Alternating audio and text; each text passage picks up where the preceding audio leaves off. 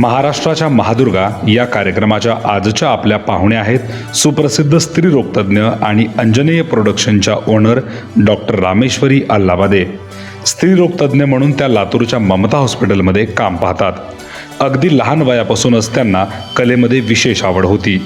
डॉक्टरी पेशामध्ये कार्य करत असताना त्यांनी स्वतःतील कलावंत कायमच जिवंत ठेवला.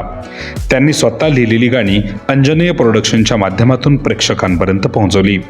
यानंतर आता लवकरच शॉर्ट फिल्मच्या माध्यमातून प्रेक्षकांना एक पर्वणीच मिळणार आहे. पाहूया विज्ञान कला या क्षेत्रात आपल्या कार्याने वेगळा ठसा उमटवणाऱ्या डॉक्टर रामेश्वरी अल्लाबादे यांची महाराष्ट्र जीवन न्यूजने घेतलेली ही विशेष मुलाखत. नमस्कार, मी व्यंकटेश नरसिंगे. तुम्ही पाहताय महाराष्ट्र जीवन न्यूजचा हा विशेष शो ज्याचं नाव आहे महाराष्ट्राच्या महादुर्गा. या नवरात्रीच्या उत्सवामध्ये आम्ही काही विशेष महिलांच्या मुलाखती घेतो, ज्या माध्यमातून त्यांचा जीवन प्रवास आपल्यापर्यंत पोहोचवण्याचं काम होतं आणि त्याच्यातून समाजाला विशेष प्रेरणासुद्धा मिळते. आजच्या आपल्या कार्यक्रमाच्या ज्या विशेष पाहुण्या आहेत, खरं म्हणजे त्या ज्या क्षेत्रामध्ये काम करतात ते तुम्हाला ऐकून आश्चर्य वाटेल. कारण हे असं एक कॉम्बिनेशन तुम्हाला आजच्या आपल्या पाहुण्यांमध्ये पाहायला मिळेल. एकीकडं विज्ञानामध्ये काम करणं, मेडिकलमध्ये प्रॅक्टिस करणं आणि दुसरीकडे एक मनामध्ये एक आयुष्यामध्ये कलावंत जिवंत ठेवणं ही अतिशय चॅलेंजिंग बाब असते. आणि याच्यामधूनच जे आज मी ज्यांची तुम्हाला ओळख करून देणार आहेत त्या आहेत डॉक्टर रामेश्वरी अल्लाबादे. मॅडम तुमच्या चॅनलमध्ये खूप खूप स्वागत आहे. धन्यवाद. तर मॅडम, आम्ही तुमच्याविषयी बरंच आधी पण ऐकलेलं आहे. सध्या तुम्ही मेडिकलमध्ये चांगली प्रॅक्टिससुद्धा करता आणि तुमचं एक स्वतःचं प्रोडक्शन हाऊससुद्धा आहे. तर मग ह्या दोन्ही वेगवेगळे क्षेत्र आहेत. खरं म्हणजे विज्ञानामध्ये विशेषतः मेडिकल किंवा इंजिनिअरिंग फील्डमध्ये काम करणाऱ्या लोकांचा कलेमध्ये काही मात्र संबंध नसतो, है ना. तर तुम्ही हे वेगवेगळ्या फील्डमध्ये एकत्रित काम करण्याचं कसं ठरवलात किंवा हा प्रवास कसा सुरू झाला? ह्या प्रवासाबद्दल बोलताना पहिल्यांदा मला बोलायला आवडेल की माझं शिक्षण एका छोट्याशा खेड्यामध्ये साकोळे या गावी जिल्हा परिषदच्या शाळेमध्ये 10वी पर्यंत झाले. पण माझ्या आई वडिलांनी कधीच मला असं तू खेड्यामध्ये जन्म झाला आहे, तू मुलगी आहे, असं कधीच मला त्यांनी भासू दिलं नाही. उलट माझ्या मनामध्ये हेच सतत बिंबवलं की तू वेल क्वालिफाईड झाली पाहिजे, तू चांगलं शिक्षण घेतलं पाहिजे, तुझ्या पायावरती तू उभी राहिली पाहिजे. म्हणून त्यांनी मला सतत जे प्रोत्साहन दिलं, त्यामुळे आज कुठेतरी मी एक डॉक्टर होऊ शकले, निष्णात माझ्या क्षेत्रामध्ये होऊ शकले. पण ॲट द सेम टाइम त्यांनी मला कधीच असं म्हणलं नाही की तुझ्यामध्ये जी कला आहे, मला चित्रकलेची आवड, मला कवितेची आवड, मला कथा लिहायची. इव्हन शाळेमध्ये जेव्हा कुठल्या पुण्यतिथी किंवा जयंती थोर पुरुषांच्या असायच्या तेव्हा शिक्षक आवर्जून माझं नाव लिहायचे, कारण त्यांना माझी भाषणं खूप आवडायची. त्यालाही मला माझ्या घरच्यांनी खूप प्रोत्साहन दिलं. त्यामुळं हे दोन्ही क्षेत्र, सायन्स असेल किंवा आर्ट असेल, ह्या दोन्ही गोष्टींमध्ये मी पुढे जाऊ शकले. म्हणजे मॅडम, तुम्हाला या क्षेत्रामध्ये आवड होती, दोन्ही क्षेत्रामध्ये. एकीकडे सायन्समध्ये करिअर केलं आणि कला क्षेत्रामध्ये एक आवड होती. जसं तुम्ही सांगितलं की तुम्हाला भाषण करायला आवडायचं आणि त्याचबरोबर कथा लेखन सुद्धा आवडायचं ना. तर त्याच्यामुळे हा संगम जुळून आला असं म्हणायला हरकत नाही. येस. तर आपण याच्यानंतर दुसऱ्या प्रश्नाकडे वळणार आहोत. तुम्ही स्त्रीरोगतज्ञ म्हणून लातूरमध्ये चांगली प्रॅक्टिस करता, चांगलं काम करता आणि विशेष म्हणजे तुम्ही आता सध्या ममता हॉस्पिटलमध्ये ही तुमची प्रॅक्टिस चालू आहे. तर सगळ्यांना नेहमी हा एक प्रश्न पडतो आणि मला सुद्धा तो पडलाय की तुम्ही मग स्वतःचं एक हॉस्पिटल का नाही सुरू करत किंवा मग तुम्ही तिथं प्रॅक्टिस का नेमकं करताय? छान क्वेश्चन विचारला, कारण खूप लोकांना हा प्रश्न पडलेला. बरोबर. माझ्या वाचनामध्ये एक चारोळी आली होती, रंगात साऱ्या रंगुनी रंग माझा वेगळा, रंगात साऱ्या रंगुनी रंग माझा वेगळा, गुंत्यात साऱ्या गुंतुनी पाय माझा मोकळा. मला कुठेतरी माझा पाय मोकळा ठेवायचा होता, कारण फक्त करिअर हे माझी प्रायोरिटी नाहीये, तर माझी मुलं, माझं घर, माझ्या वडिलांची वडिलोपार्जित जी शेती आहे, मला शेतीची ही आवड आहे. त्यामुळे ह्या सगळ्या गोष्टी मला असं 19-20 करता येत नव्हतं. त्यामुळे मला कुठेतरी थोडंसं मोकळं राहायचं होतं. एका टीम सोबत काम करणं ते सोपं होतं. आणि सुदैवाने ममता हॉस्पिटल माझ्यासाठी, खरंच मी लकी आहे की ममता हॉस्पिटल सारख्या ठिकाणी आम्ही एक टीमनी काम करतो. डॉक्टर अनुजा कुलकर्णी, डॉक्टर प्राची रुईकर, मी, जेव्हा आम्हाला कधी गरज असते कुठे जाण्याची तेव्हा आम्ही एक टीम म्हणून काम करतो. आणि मला एक्झॅक्टली हे असंच हवं होतं. म्हणून मी स्वतःचा, आणि बिईंग अ गायनेकोलॉजिस्ट, पेशंट आला की कधीही पळावं लागतं. तर मग अशा वेळेस मी कुठे एखाद्या वेळेस प्रायोरिटी इकडे असेल तर मी तिकडे कशी जाणार, मला हे नको होतं. त्यासाठी म्हणून मग मी स्वतःचं हॉस्पिटल सुरू करण्यापेक्षा हॉस्पिटल जॉईन करणं जास्त प्रेफर केलं. येस येस, म्हणजे तुम्ही सांगितल्याप्रमाणे की तुम्हाला कुठेतरी लिमिटेड नव्हतं राहायचं, आणि जर तुम्ही एक स्वतःच हॉस्पिटल केलं असतं तर फक्त तिथंच तुम्हाला अडकून राहायला लागलं असतं. परंतु आता याच्या माध्यमातून तुम्ही वेगवेगळी कामं करता, फॅमिलीकडे व्यवस्थित लक्ष देऊ शकता, आणि खरं म्हणजे तर लाईफ एन्जॉय करू शकता. म्हणजे तुम्हाला जे काही करायचंय खऱ्या अर्थाने आपण ते करू शकतो, आणि कुठेतरी माझं मी करिअर पण व्यवस्थितपणे चालू शकते. त्यामुळे मी जॉईन करण्याचाच निर्णय घेतला. Okay okay okay, yes. तर मॅडम, आता तुम्ही तुमच्या या मेडिकल फील्डच्या करिअरविषयी आपण सांगितलेलं आहे, तर मला आता हे जाणून घ्यायला जास्त आवडेल की तुम्ही जे अंजनेय प्रोडक्शन नावाने तुमच्या कलाक्षेत्रामध्ये काम करता, त्याच्यामध्ये सॉंग्स वगैरे तुम्ही बनवता है ना, आणि मी तर हे पण ऐकले की ते स्क्रिप्टिंग पण तुम्हीच करता, तुम्हीच लिहिता ते गाणे पण, है ना, ते लिरिक्स पण वगैरे. हां, तर मग आता ह्या प्रवासाविषयी थोडक्यात सांगा की तुम्ही इथं कशा पद्धतीने काम करताय. आताच मी तुम्हाला सांगितलं की माझ्यामध्ये कुठेतरी एक कलाकार होता, पण करिअरमध्ये मी फारसं कलेकडे माझं थोडंसं दुर्लक्ष झालं. पण माझा मोठा मुलगा विहान, त्याला माझ्यापेक्षा जास्त कलेबद्दल आवड.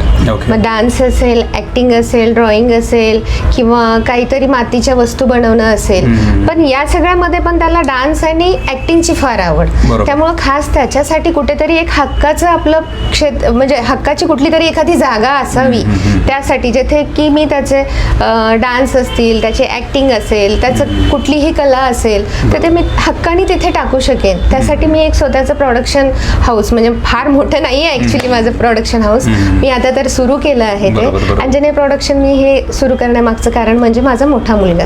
ओके ओके, तर मग तुम्ही तुमच्या मुलासाठी आणि तुमच्या पण आवडीसाठी तुम्ही ते अंजनेय प्रोडक्शन सुरू केलं, आणि त्याला रिस्पॉन्स पण चांगला मिळतो. मी सुद्धा पाहिले आहे ना, ते तुमचं सॉंग्स पण खूप चांगले चालतात. याला लागून आणखी एक पुढचा प्रश्न असा विचारता येईल मला की बरेचसे चॅनल मार्केटमध्ये आहेत, आणि विशेषतः आज समाजामध्ये कोणी पण उठतं आणि युट्यूब चॅनल काढायचं आज करतात, आहे ना, ते खूप कॉमन गोष्ट आहे.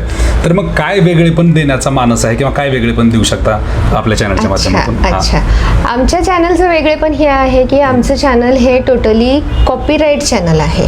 त्याच्यामध्ये जे काही लिरिक्स असतील अर्थातच ते मीच लिहिलेले आहेत. त्याच्यासाठी जे आम्ही गायक ज्यांच्याकडून आम्ही गाऊन घेतलं ते गायक असतील, म्युझिक कंपोजिशन असेल, जे काही असेल, किंवा कोरिओग्राफी असेल. विहानचं जे टीचर आहेत, डान्स टीचर आहेत आकाश मोहिते, त्यांनी जे डान्स स्टेप्स बसवले आहेत, हे प्रत्येक गोष्ट आम्ही पूर्ण लिगली, पूर्ण कॉपीराईट असलेली, पूर्ण आमच्या हक्काची आहे.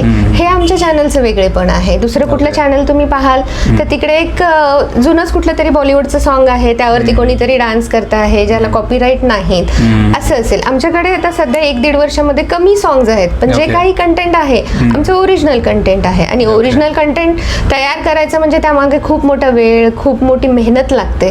त्यामुळे हे वेगळेपण आहे आमच्या चॅनलचं. म्हणजे अगदी बरोबर तुम्ही सांगितल्याप्रमाणे की आजकाल यूथमध्ये हा एक ट्रेंड आहे की आपण एखाद्या मूवीजच्या सॉंगवर है ना काहीतरी ऍक्टिंग करू, रील्स बनवू, त्याच्या शॉर्ट व्हिडिओ बनवू, है ना. आमच्या चॅनलवरती पण रील्स आहेत, पण त्या आमच्याच गाण्याच्या रील्स आहेत. बरोबर बरोबर, वेगळ्या गाण्याच्या रील्स नाही घेतलेल्या, आमच्या कॉपीराईट सॉंगच्याच रील्स आहेत. ओके, हा. आणि मग हे परिपूर्ण काम तुम्ही करताय थोडक्यामध्ये की बरेचसे युट्यूब चॅनल हे काही कॉपीराईट वाले म्युझिक घेतात, है ना, किंवा कुठला कंटेंट उचलतात, आयते व्हिडिओ घेतात. तर हे न करता तुम्ही तुमचं स्वतःच सगळं आहे, जेणेकरून ते पण दुसरं कोण वापरू शकणार नाही, म्हणजे असं क्लेम करू शकणार नाही. येस येस, म्हणजे जेन्युइन काम आहे, आणि हे पुढे जाईल भविष्यामध्ये खूप काहीतरी ओरिजिनल कंटेंट आम्ही प्रेक्षकांना देण्याचा एक जेन्युइन प्रयत्न करतो. येस येस, आणि विशेष म्हणजे तुम्ही लातूर सारख्या ठिकाणाहून हे चालवताय. असे प्रोडक्शन हाऊस फक्त आपल्याला पुणे, मुंबई किंवा मेट्रो सिटीमध्ये म्हणायला हरकत नाही, तर ते पाहायला मिळतं. तर तुम्ही लातूरमध्ये करताय, ही खरंच एक खूप मोठी आणि प्रेरणादायी गोष्ट आहे असं म्हणायला हरकत नाही. मॅडम, आता पुढचा प्रश्न तुमच्यासाठी असा आहे की तुमच्या चॅनलवर आम्हाला कोणता कंटेंट पाहायला मिळेल, त्याच्यावर काय पाहायला मिळतं? सध्या माझ्या चॅनलवरती 4 गाणी आहेत. ओके, त्यापैकी 3 मराठी गाणी आहेत. पहिलं एक दिवाळीचं गाणं आहे जे की मंगेश बोरगावकरांनी गायलं आहे, आपले लातूरचे गायक मंगेश बोरगावकर. दुसरं गाणं आहे भाळलो मी ऐसा, असं एक आषाढीचं गाणं आहे, तेही मंगेश बोरगावकरांनीच गायलं आहे. ॲज अ सिंगर पेक्षाही या क्षेत्रामध्ये कुठलंही क्षेत्र हे सोपं नसतं. त्यात लिगल गोष्टी असतात किंवा बाकी गोष्टी, बऱ्याचशा गोष्टी असतात, आणि हे माझ्यासाठी वेगळं क्षेत्र आहे. तर या क्षेत्रामध्ये मदत करण्यासाठी ही त्यांनी खूप मला मदत केली. त्यामुळे हे 2 गाणी त्यांनी गायली. त्याच्यानंतर कसा सोडवू सांग धागा हे एक मराठी गाणं आहे. शुभम सातपुते या एका गुणी गायकाने हे गाणं गायलेलं आहे. बरोबर. आणि आता रिसेंटली आमचं भोले की बस्ती, आमचे 3 मराठी गाणी आहेत, पण त्यापैकी आता हे 4थं जे गाणं आहे भोले की बस्ती, आमचं हे हिंदी गाणं आहे, आपली राष्ट्रभाषा, जेणेकरून की आम्हाला जास्त लोकांपर्यंत पोहोचता यावं यासाठी आम्ही हे 4थं हिंदी गाणं घेतलं आहे, जे की आपल्याच लातूरचे रोहित श्याम राऊत यांनी ते गायलं आहे. त्यासाठी त्यांचीही आम्हाला बरीचशी मदत झाली, प्रमोशनसाठी असेल किंवा बाकी टेक्निकल गोष्टींसाठी असेल. सो लातूरच्या लोकांना कुठेतरी व्होकल फॉर लोकल म्हणून Yes, yes, सिंगर yes. लोकांना घेऊन थोडंसं पुढे जाण्याचा प्रयत्न करतो. बरोबर. म्हणजे बऱ्याचदा काय होतं प्रोडक्शन मध्ये आपल्याला खूप बाहेरची माणसं लागतात लोकांना की लागतात. ते खूप चांगलं करतील, परंतु करतील. या हो. मातीत सुद्धा एक चांगला माणूस असू शकतो माणूस किंवा असू- कलावंत असू शकतो, आपण आहे, असं असू म्हणूया ना? शकतो म्हणण्यापेक्षा आहे. बरोबर आपल्याकडे. येस तर आहेत. तर तुम्ही त्याचंच हे करताय या ठिकाणी, त्यांचं सहकार्य घेताय आणि हे अधिक चांगल्या पद्धतीने लोकांपर्यंत पोहोचवत आहे. बरं, आणखी मला याच्यामध्ये असं विचारायचं आहे की तुमच्या प्रत्येक सॉन्ग मध्ये काहीतरी स्टोरी असते. मी 1-2 असते. सॉन्ग पाहिलेत तुमचे आहे ना, तर ही स्टोरीची आयडिया नेमकी कशी होती आणि ते कोण सगळं क्रिएट केलं आणि अच्छा. ते कशा पद्धतीनं पुढे आलं? स्टोरीची आयडिया ऍक्च्युली गाणं जरी मी लिहिलेलं असलं तरी स्टोरीची आयडिया ही माझी नाहीये. ओके. पहिलं जे गाणं, दुसरं जे गाणं आहे भाळलो मी ऐसा, आणि नंतरचं आताचं हे रिसेंट भोले की बस्ती, हे अगदी 3-4 मिनिटाची गाणी आहेत, पण त्या बरोबर. 3-4 मिनिटामध्ये पण एक स्टोरी, कम्प्लीट स्टोरी देण्याचा आम्ही प्रयत्न केला. आणि बरोबर. त्याच्या मागे आहेत पराग सावंत हे सिनेमॅटोग्राफर. ऍक्च्युली ते मुंबईचे आहेत, पण ते पण खूप असे गुणी कलाकार आहेत. बरोबर. त्यांनी पण छोट्याच टाइम पिरियडमध्ये आम्हाला एवढं सहकार्य केलं, एक कहाणी बनवून दिली, सुंदर असं पिक्चरायझेशन केलं. त्यामुळे हे क्रेडिट मी त्यांनाच देईन. ओके, म्हणजे तुमच्या टीमला तुम्ही टीमला आहे. येस त्या क्रेडिट देत आहेत. ओके. तर मॅडम, आता कोणतंही काम जर समाजामध्ये करायचं असेल, विशेषतः स्त्रियांना जर करायचं असेल, तर त्याच्यामध्ये एक भक्कम सपोर्ट जो म्हणतो आपण, तर तो घरच्यांचा लागतो. आणि ज्या पद्धतीने तुमचे मिस्टर निशिकांत मजगे सर आहेत, जे की नामांकित लातूर शहरामधले बिल्डर आहेत, तर मग ते तुम्हाला या कामामध्ये कसं सहकार्य किंवा सपोर्ट करतात? अच्छा, सपोर्टपेक्षाही मी काय म्हणेन की मी आणि माझे मिस्टर निशिकांतजी मजगे यांच्यामध्ये नवरा बायकोपेक्षा एक मैत्रीचं नातं आहे. ते मला कधी म्हणत नाहीत की मी तुला ह्याची मदत करतो, त्याची मदत करतो. ते मला म्हणतात की तू कर, ओके. तू पुढे जा. कुठेतरी ते मला डिपेंडंट बनवण्यापेक्षा ते मला इंडिपेंडंट बनवतात. आणि ह्यामुळेच कुठेतरी मी हिंमत करू शकते. आणि कुठेतरी मनामध्ये हे आहे की अरे आपल्याला कोणीतरी साथ देणारं आहे, सपोर्ट करणारं आहे. हे एक वेगळ्या प्रकारचं सपोर्ट मला त्यांच्याकडून मिळतं. कधीही कुठलाही विषय असेल, मला डिफिकल्टीज असतील, तर आम्ही ॲज अ फ्रेंड डिस्कस करतो, त्यातून ओके. मार्ग काढतो. आणि त्यांचं एकच वाक्य असतं, लोड घेऊ नको, बर्डन घेऊ नको, तू परफेक्ट करण्याचा प्रयत्न करतेस आणि तू करशील, बरोबर. तू पुढे जा. हेच त्यांचं म्हणणं असतं. आणि सगळ्यात महत्त्वाचं कुठल्याही नात्यामध्ये जे आहे तो विश्वास महत्त्वाचा बरोबर. आहे. त्यांना एक विश्वास आहे माझ्यावरती की विनाकारण कुठलंही काम करणार नाही, आणि केलं तर त्याला डिवोटेड होऊन करेल आणि ते पूर्ण करण्याकडेच तिचा कल असेल. बरोबर. त्यामुळे ते एक वेगळंच नातं आहे आमचं. येस म्हणजे तुम्ही जसं म्हणताय की कोणत्याही नात्यामध्ये एक विश्वास असणं विश्वास गरजेचं असणं गरजेचं आहे. आणि जर ते दोन्ही साईडनं असेल तर ते काम अधिक चांगल्या अधिक पद्धतीनं, चांगल्या ते रिलेशन अधिक चांगल्या पद्धतीने पुढे जाते चांगल्या पद्धतीने असं पुढे म्हणायला हरकत नाही. येस बरोबर, अगदी बरोबर आहे. तर आणखी एक प्रश्न याच्या पुढे असा आहे की तुम्ही आज मगाशी सांगितल्याप्रमाणे शेती पाहता, तुम्ही मेडिकलमध्ये प्रॅक्टिस करता, तुम्ही प्रसिद्ध स्त्रीरोग तज्ज्ञ म्हणून सुद्धा लातूरमध्ये आहात समजा, हे कलेचं पण क्षेत्र पाहता. हे सगळं करत असताना एका स्त्रीवर आणखी एक जिम्मेदारी असते मोठी, ती म्हणजे त्याच्या परिवाराची. तर हे correct. परिवार आणि हे सगळ्या क्षेत्राचं तुम्ही कसं म्हणजे मॅनेज करता आणि हे कसं काम सगळं पाहता? आता माझी प्रायोरिटी कधीही माझी मुलंच आहेत. बरोबर. पण जसं कृष्णासाठी यशोदा होती, तशी माझ्या मुलासाठी माझी आई आहे. माझी आई भक्कमपणे माझ्या मुलांच्या पाठीशी, माझ्या पाठीशी आहे. माझ्या मुलांचं शिक्षण असेल, खाणं पिणं असेल, आजारपणं असतील, कुठलीही गोष्ट असेल, भलेही मी माझ्या मुलासाठी मेड ठेवली असेल, पण घरची कोणीतरी एक व्यक्ती अशी असायला हवी जी की आपलेपणाने ते बघू शकेल आणि मी निश्चिंत राहू शकेन की माझी मुलं सुरक्षित हातामध्ये आहेत. ह्याचं पूर्ण क्रेडिट म्हणून तर मी म्हणते की कृष्णाची यशोदा म्हणजे माझी आई. ती पूर्णपणे माझ्या मुलांना सांभाळू शकते, म्हणून कुठेतरी मी बाहेरची कामं सगळी करू शकते. आणि दुसरं म्हणजे माझ्या सासूबाई. माझ्या सासूबाई घरामध्ये काय भाजी हवी, काय राशन हवं, नोकर लोक आले की नाही, इथपासून प्रत्येक गोष्ट त्या बघतात. ह्या दोन फ्रंटवरती दोन माझ्या भक्कम सपोर्ट आहेत. त्यामुळे मी कुठेतरी हे सगळं बाहेरच्या क्षेत्रामध्ये मी काम करू शकते. Okay okay okay. म्हणजे मॅडम आतापर्यंत मी बरेचसे इंटरव्ह्यूज कव्हर केलेले आहेत आणि बऱ्याचदा समाजामध्ये की एखाद्या चांगल्या स्त्रीला दुसरी स्त्री म्हणजे हे करते, अडवते एखादं काम करताना. विशेषतः घरातल्या स्त्रिया तर जास्त विरोध करतात समाजामध्ये, परंतु तुम्हाला घरून चांगला सपोर्ट भेटलेला आहे. काय नाव आहे तुमच्या आईचं? माझ्या आईचं नाव शांताबाई अलाहाबादे आहे आणि माझ्या सासूबाईंचं नाव कांचनबाई मजगे आहे. Okay okay okay. म्हणजे खऱ्या अर्थाने ह्या नवरात्रीमध्ये म्हणेल की ह्याच माझ्या देवी आहेत. बरोबर बरोबर. Yes yes yes. म्हणजे देव माणसामध्ये असतो, देव माणसामध्ये असतो आणि या दोघींमध्ये माझ्या देवी आहेत. बरोबर बरोबर. म्हणजे एक भक्कम सपोर्ट तुम्हाला तुमच्या घरून असल्यामुळे हे काम तुमचं अधिक चांगल्या खरं सांगू का, हे वन वे नसतं. कुठेतरी आपणही त्यांना समजून घ्यायला हवं म्हणून ते आपल्याला समजून घेतात. असं नाहीये की असा मेसेज जायला नको की हो तिची सासू तिला सपोर्ट करते, तिची आई सपोर्ट करते. तुम्ही माझ्या बाजूनेही मी त्यांचे बऱ्याचशा अडचणी असतील तर समजून घेणं. ते टू वे रिलेशन असेल ना तर सगळीच नाती सुंदर होऊन जातात. मग ते नवरा बायको असेल, आई मुलगी असेल किंवा सासू आणि सून असेल. तर हे मला मेसेज द्यायचा आहे की तुम्हीही तेवढंच त्यांना समजून घ्या, ते तुम्हाला समजून घेतात. It should be a two way relation. Yes. म्हणजे कोणत्याही नात्यामध्ये एक अंडरस्टँडिंग असेल आणि त्या अंडरस्टँडिंगनीच आपण आयुष्य सुंदर बनवू शकतो, पुढे घेऊन जाऊ शकतो. करेक्ट. येस. तर मॅडम रिसेंटली मी तुमची एक पोस्ट पाहिली फेसबुकवरती की त्याच्यामध्ये तुम्ही शॉर्ट फिल्म विषयी काहीतरी टाकले त्याच्यावर, आहे ना. आतापर्यंत तुमच्या चॅनलवरती आम्ही म्युझिक सॉंग्स पाहिले आहेत फक्त, आहे ना. तर हे शॉर्ट फिल्म विषयी काय सांगाल आता?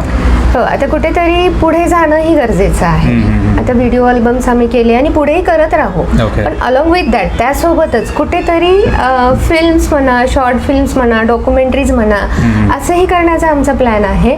सध्या तुम्ही जी माझी फेसबुकवरची पोस्ट पाहिली त्यामध्ये आता मी ॲज अ को प्रोडक्शन म्हणून पराग सावंत, मी रिसेंटली आत्ताच तुम्हाला म्हणाले की माझं जेवढं काही मूवी म्हणजे सिनेमॅटोग्राफी जी केली आहे पराग सावंतनी, त्यांचं स्वतःचं एक पराग सावंत प्रोडक्शन हाऊस आहे.